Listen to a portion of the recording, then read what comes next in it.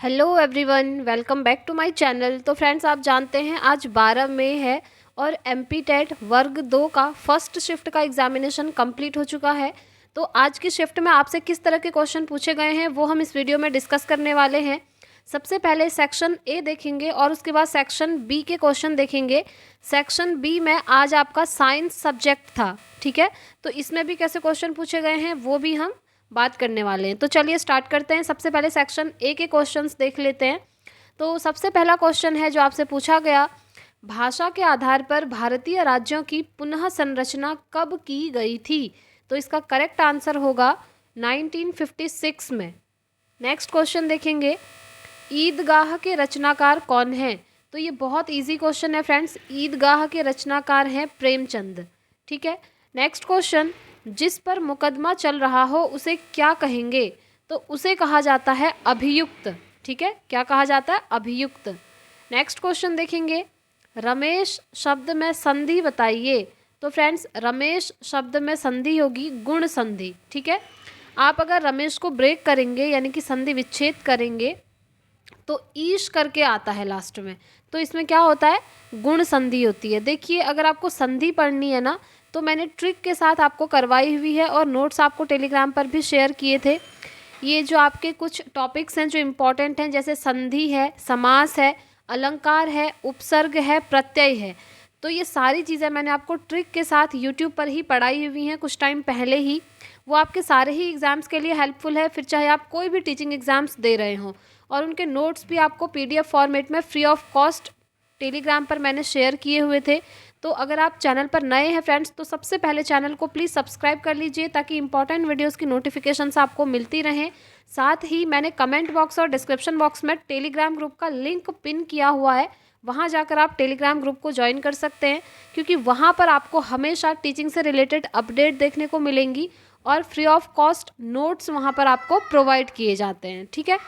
चलिए next question देखेंगे, पानी के प्राचीर उपन्यास किसने लिखा? तो ये लिखा था फ्रेंड्स रामदरस मिश्र ने।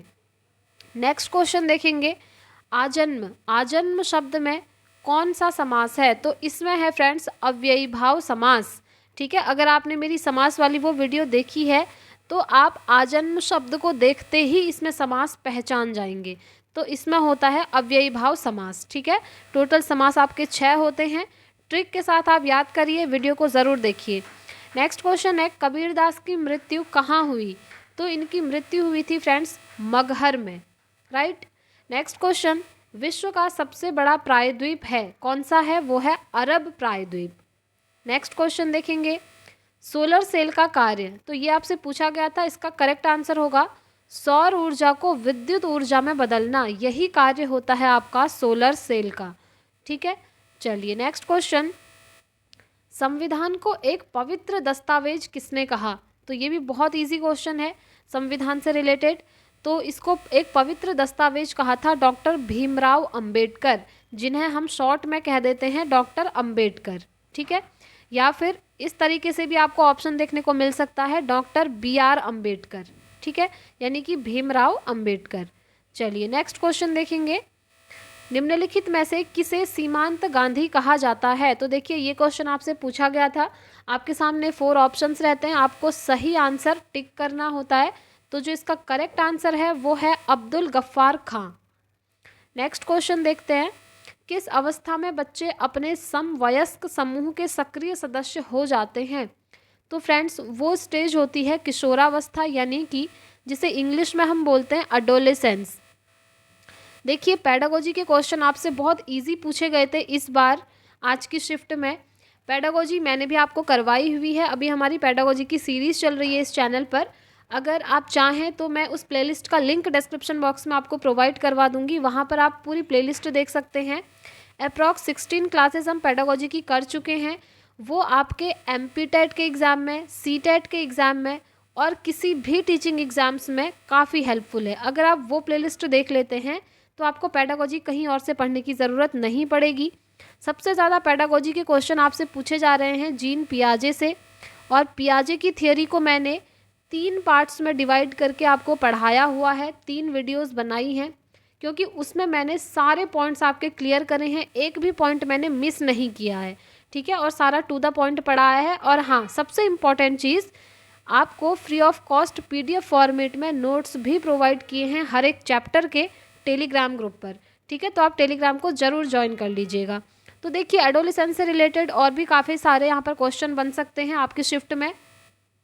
किस तरीके से, जैसे जो एडोलेसेंस है यानी कि किशोरावस्था है, उसे तूफान और तनाव की अवस्था किसने कहा है? एक क्वेश्चन तो यही है, एक शिफ्ट में पूछा भी गया है। ये कहा है स्टेनली हॉल ने, आप नोट कर लीजिए।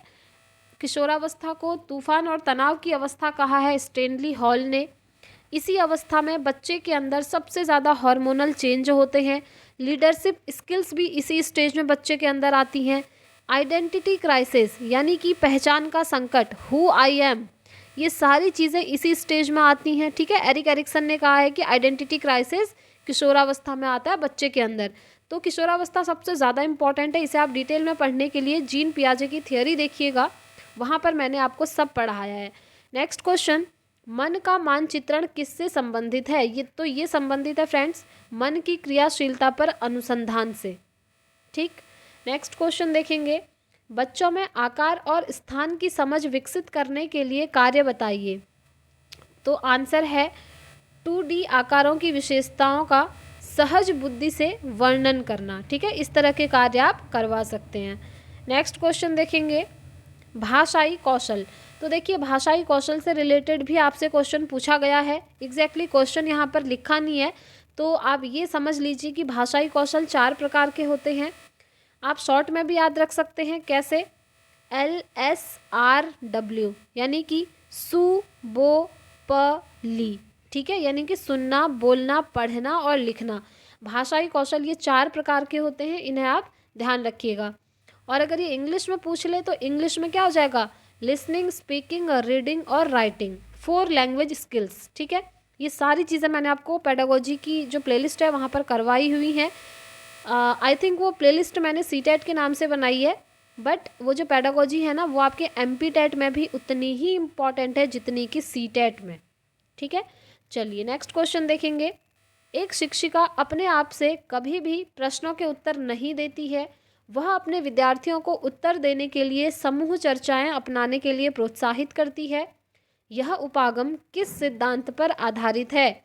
तो देखिए, बहुत इजी है। अगर आपने पेडागोजी अच्छे से पढ़ी है तो आप इस क्वेश्चन का करेक्ट आंसर कर सकते हैं, जो है सक्रिय भागीदारी। ठीक है, यहाँ पर क्या कहा है, देखिए मैंने आपको हमेशा बोला भी है पेडागोजी पढ़ाते हुए कि कहीं पर भी अगर शिक्षिका प्रश्नों के उत्तर नहीं दे रही है और विद्यार्थियों को प्रोत्साहित कर रही है कि आप उत्तर दीजिए, तो यहाँ पर बच्चा जो है सक्रिय रूप से क्या है, भागीदार है। ठीक है, यानी कि बच्चा एक्टिवली सोच समझ करके आंसर दे रहा है। तो ये इसका करेक्ट आंसर हो गया। नेक्स्ट क्वेश्चन, एक बच्चा जिसे पढ़ने में समस्या आती है उसे अधिगम विकार है, बताइए। पढ़ने में अगर बच्चे को समस्या आ रही है तो उसे कौन सा अधिगम विकार है? डिसलेक्सिया। ठीक है, तो ये जो अधिगम विकार है ना, ये बहुत सारे हैं। मैंने सिर्फ एक वीडियो में आपको सारे अधिगम विकार पढ़ाए हुए हैं। अगर आपको वीडियो नहीं मिलता है तो आप मुझे कमेंट कीजिएगा, अधिगम विकार वाला मैं जो वीडियो का लिंक है वो आपको प्रोवाइड करवा दूंगी। वहाँ पर आपको dyslexia, dysgraphia, dyscalculia, aphasia, apraxia, dyspraxia, सारे अधिगम विकार मैंने एक ही वीडियो में आपको करवाए हुए हैं। जैसे अभी इस शिफ्ट में आपसे पूछा गया कि पढ़ने से रिलेटेड अगर बच्चे को समस्या आ रही है तो उसको क्या है, डिसलेक्सिया है। अगर आपसे पूछ ले कि बच्चे को लिखने में समस्या आ रही है तो कौन सा अधिगम विकार है, वो होता है आपका डिस्ग्राफिया। ठीक है, तो इस तरीके से ये बहुत सारे होते हैं। चलिए नेक्स्ट है, देखिए इनसे रिलेटेड क्वेश्चन पूछे हैं, इंपॉर्टेंट है, इसे आप सुन लीजिए और समझ लीजिए। सूक्ष्म गतिक कौशल और स्थूल गतिक कौशल यानी कि फाइन मोटर स्किल्स और ग्रॉस मोटर स्किल्स। देखिए, फाइन मोटर स्किल्स वो होती हैं जब हमारी बॉडी की छोटी छोटी मसल्स यानी कि स्मॉल मसल्स यूज़ होती हैं।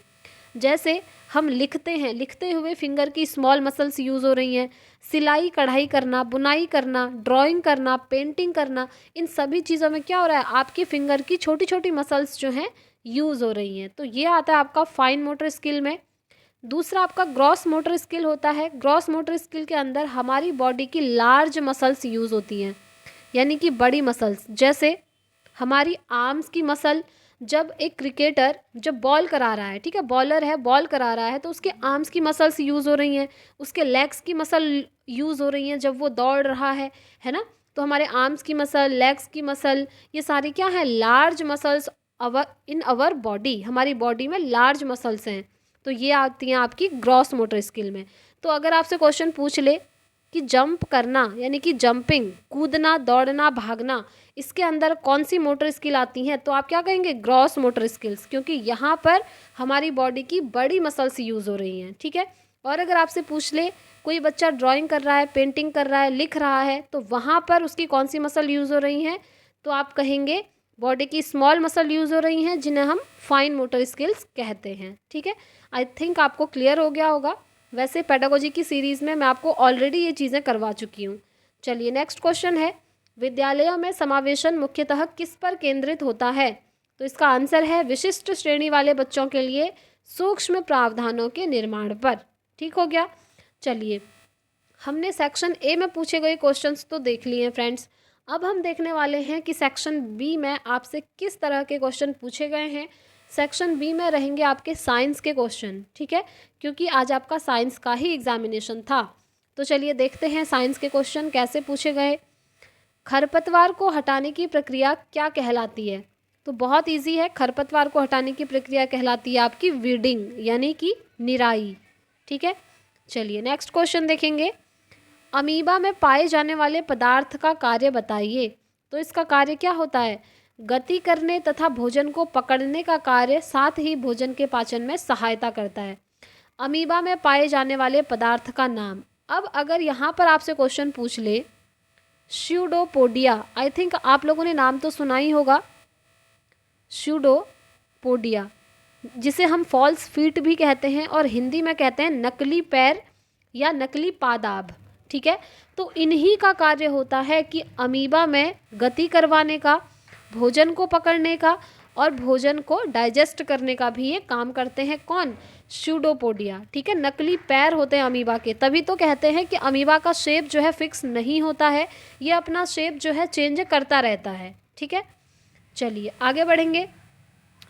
16 कोशिकीय अवस्था में भ्रूण क्या कहलाता है, तो ये कहलाता है फ्रेंड्स मारूला, ठीक है। 16 कोशिकीय अवस्था में, याद रखिएगा। चलिए नेक्स्ट क्वेश्चन देखेंगे, सबसे बड़ी कोशिका कौन सी है, तो सबसे बड़ी कोशिका कौन सी होती है, शुतुरमुर्ग का अंडा, ठीक है। चलिए नेक्स्ट क्वेश्चन, जंतु कोशिका तथा पादप कोशिका में अंतर बताइए। अंतर बताना है तो देखिए, जंतु कोशिका में आपका क्लोरोफिल नहीं पाया जाता है, ठीक है, बट पादप कोशिका में क्लोरोफिल पाया जाता है। एक डिफरेंस तो ये हो गया। दूसरा देखिए, जंतु कोशिका में कोशिका भित्ति नहीं पाई जाती है और पादप कोशिका में कोशिका भित्ति पाई जाती है। तो यहाँ से आपके दो क्वेश्चन बन जाते हैं, जंतु कोशिका और पादप कोशिका में जो डिफरेंस है, ठीक हो गया। चलिए आगे बढ़ते हैं। नेक्स्ट क्वेश्चन, वो जानवर जो अपने बच्चे को जन्म देते हैं क्या कहलाते हैं, और नेक्स्ट है वो जानवर जो अंडे देते हैं वो क्या कहलाते हैं।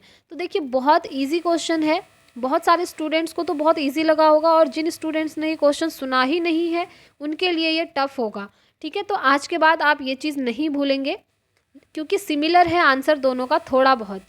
देखिए, जो जानवर बच्चों को जन्म देंगे वो क्या कहलाएंगे, विविपोरस कहलाएंगे, ठीक है।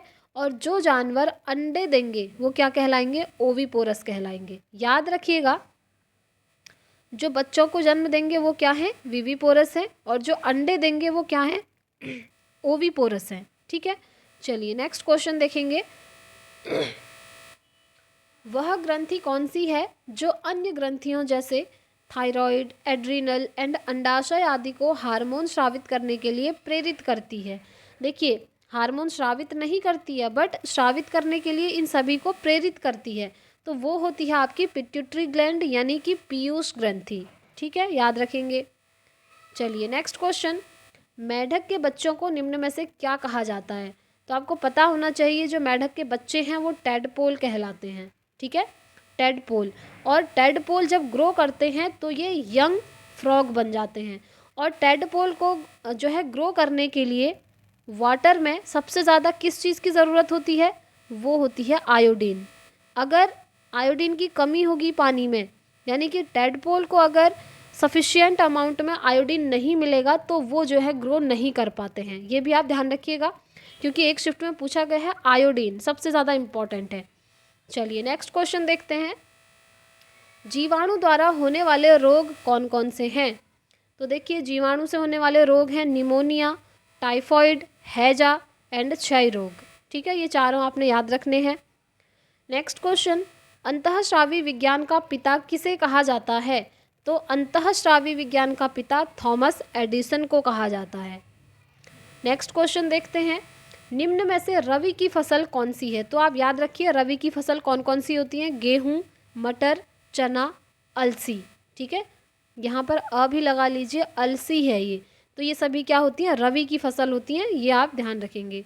चलिए नेक्स्ट क्वेश्चन, भोजन के पाचन की प्रक्रिया कहाँ जाकर समाप्त होती है? तो ये होती है फ्रेंड्स छोटी आंत, यानी कि इंग्लिश में बोलते हैं स्मॉल इंटेस्टाइन। ठीक है, अगर आपसे क्वेश्चन पूछ ले कि भोजन के पाचन की प्रक्रिया कहाँ से शुरू होती है, तो शुरू होती है में आपका आंसर होगा स्टमक से। ठीक है, और कहाँ जाकर समाप्त होती है तो वो होगा आपका आंसर स्मॉल इंटेस्टाइन, यानी कि छोटी आंत में। ठीक, चलिए आगे बढ़ते हैं। ऑक्सीजन की अनुपस्थिति में होने वाला श्वसन क्या कहलाता है? तो जिस स्टेज में ऑक्सीजन जो है प्रेजेंट होता ही नहीं है, तो उस प्रकार का जो श्वसन होता है वो अवायवीय श्वसन कहलाता है, यानी कि अनएरोबिक रेस्पिरेशन कहलाता है जब ऑक्सीजन एब्सेंट होता है। ठीक है, चलिए आगे बढ़ते हैं। नेक्स्ट क्वेश्चन देखेंगे। किस एक कोशिकीय जीव में पोषण हेतु दीर्घ केंद्र तथा जनन हेतु सूक्ष्म केंद्रक पाया जाता है? तो वो होता है आपका पैरामीशियम। ठीक है, पैरामीशियम का शेप भी आपको पता होना चाहिए, कुछ इस तरह का होता है, स्लीपर के शेप का होता है। ठीक, चलिए आगे बढ़ते हैं। जाइलम का कार्य देखिए, जाइलम और फ्लोएम के कार्य आप अच्छे से पढ़ के जाइएगा। तो जाइलम के कार्य देखिए, पानी के साथ पूरे पौधे में पोषक तत्वों को स्थानांतरित करना, ये काम होता है जाइलम का। ठीक है, नेक्स्ट क्वेश्चन, यूरिन में कितना प्रतिशत यूरिया पाया जाता है? तो यूरिन में आपका 2.5% यूरिया पाया जाता है। चलिए नेक्स्ट क्वेश्चन देखेंगे। पेट्रोलियम से मिलने वाले प्रोडक्ट्स कौन कौन से हैं? तो ये बहुत इंपॉर्टेंट है, इन्हें याद कर लीजिएगा। पेट्रोलियम से मिलने वाले प्रोडक्ट्स हैं आपके पेट्रोल, पेट्रोलियम गैस, एलपीजी यानी कि लिक्विफाइड पेट्रोलियम गैस जिसका फुल फॉर्म होता है, diesel, grease, wax, kerosene oil, bitumen and lubricant oil. ठीक है, ये सभी आपके पेट्रोलियम से मिलते हैं। चलिए नेक्स्ट क्वेश्चन, निम्न में से स्वच्छ ईंधन किसे कहा जाता है? तो जो सीएनजी होती है ना, कंप्रेस्ड नेचुरल गैस, ये आपकी एक आदर्श ईंधन भी कही जाती है और स्वच्छ ईंधन भी कही जाती है, दोनों नाम आप याद रखेंगे। चलिए आगे बढ़ते हैं। नेक्स्ट क्वेश्चन, सोना चांदी पिघलने के लिए ज्वाला का कौन सा भाग प्रयोग किया जाता है? तो ज्वाला का ऊपरी भाग प्रयोग किया जाता है। आपने देखा भी होगा ज्वेलर्स को, वो जो कैंडल टाइप की होती है, इसके ऊपर का जो सबसे ऊपर का एरिया होता है, यहाँ पर जो है वो सोने और चांदी को पिघलाने का काम करते हैं, यहाँ पर। तो सबसे ऊपर वाला एरिया। ठीक है, तो यही इसका करेक्ट आंसर हो गया। नेक्स्ट क्वेश्चन, एक श्वसन किसे कहा जाता है? तो जब हम एक बार इनहेल करते हैं, यानी कि जब एक बार सांस लेते हैं और एक बार एक्सेल करते हैं, यानी कि उसके बाद सांस को बाहर छोड़ते हैं, तो ये कहलाता है आपका एक श्वसन। यानी कि एक श्वसन के अंदर आप एक बार सांस को अंदर लेंगे और एक बार सांस को बाहर छोड़ेंगे, वो होगा आपका पूरा एक श्वसन। ठीक है, चलिए आगे बढ़ते हैं। मछलियाँ किसके माध्यम से सांस लेती हैं? तो बहुत इजी क्वेश्चन है, मछलियाँ आपकी गिल्स के माध्यम से सांस लेती हैं। नेक्स्ट क्वेश्चन, हमारे शरीर में धमनियों का कार्य बताइए। तो देखिए, धमनियाँ ऑक्सीजन युक्त रक्त को हार्ट से शरीर के अन्य भागों में ले जाती हैं। ठीक है, ये आपका हार्ट है, हार्ट से बॉडी के अलग अलग पार्ट्स में लेकर जाती हैं, हार्ट से शरीर के अन्य भागों में लेकर जाती हैं O2 रिच ब्लड को, यानी कि ऑक्सीजन युक्त ब्लड को। कौन लेकर जाती हैं? धमनियाँ, जिन्हें हम इंग्लिश में बोलते हैं आर्टरीज। ठीक है, याद रखेंगे। नेक्स्ट क्वेश्चन, अमीबा में संकुचनशील धानी का कार्य बताइए। तो अमीबा में संकुचनशील धानी का कार्य है फ्रेंड्स परासरण नियंत्रण। ठीक है, चलिए आगे बढ़ते हैं। नेक्स्ट क्वेश्चन, वयस्क मनुष्य में कौन सी ग्रंथि सबसे बड़ी होती है? तो जो आपकी लीवर होती है यानी कि यकृत होती है, ये ग्रंथि सबसे बड़ी होती है स्वस्थ मनुष्य में। नेक्स्ट क्वेश्चन, स्तनीय थाइमस किससे संबंधित है? तो जो स्तनीय थाइमस होता है फ्रेंड्स, वो प्रतिरक्षा कार्य से संबंधित है। तो फ्रेंड्स ये थे आज के पूछे गए आपके क्वेश्चंस सेक्शन ए और सेक्शन बी के। आई होप आपके लिए वीडियो हेल्पफुल रही होगी। पसंद आई है तो प्लीज़ वीडियो को लाइक एंड शेयर कर दीजिएगा, चैनल को सब्सक्राइब कर लीजिएगा, साथ में बेल आइकन प्रेस कीजिएगा ताकि आने वाली वीडियोस की नोटिफिकेशंस आपको मिलती रहें। और देखिए फ्रेंड्स, अभी इस चैनल पर स्पेशली सीटेट की प्रिपरेशन चल रही है, ठीक है। बट ये जो प्रिपरेशन है ना, आपके सारे ही टीचिंग एग्जाम्स में आपको हेल्प करेगी, एमपीटेट के एग्ज़ाम में भी। तो अभी हमारी सीडीपी की सीरीज़ चल रही है पेडागोजी, जिसमें हम 16 क्लासेस कर चुके हैं। प्लेलिस्ट का लिंक आपको डिस्क्रिप्शन में मिल जाएगा, वहाँ जाकर आप पेडागोजी पढ़िए क्योंकि वो आपको बहुत हेल्प करेगी सारे ही एग्ज़ाम में। और अगर आप फ्री ऑफ कॉस्ट नोट्स चाहते हैं तो आप मेरे टेलीग्राम ग्रुप को ज्वाइन कर लीजिए, वहाँ पर पीडीएफ फॉर्मेट में आपको free of cost notes provide करवाए जा रहे हैं, ठीक है। तो फ्रेंड्स इस वीडियो में इतना ही रखते हैं, मिलेंगे हम नेक्स्ट वीडियो में। तब तक के लिए thank you, bye bye, take care, all the very best.